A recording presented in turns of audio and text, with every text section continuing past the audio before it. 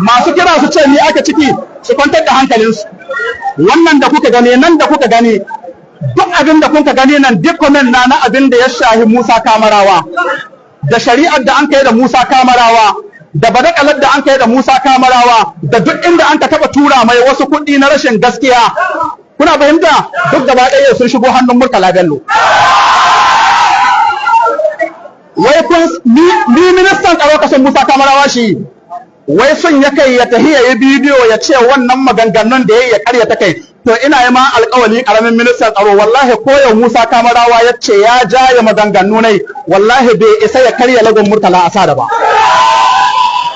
Kuna fahimta abin da ya sami ce haka bari in nuna musu don su san kayayyakin Musa Kamarawa na tunda su sun kai shi. Kun gani ko tuttukan da kun ka kai shi da kuɗaɗɗakin da kun kai tura mai duk yayi kwafi ya ba Murtala Asada. Allah ya kai mana rai kotu.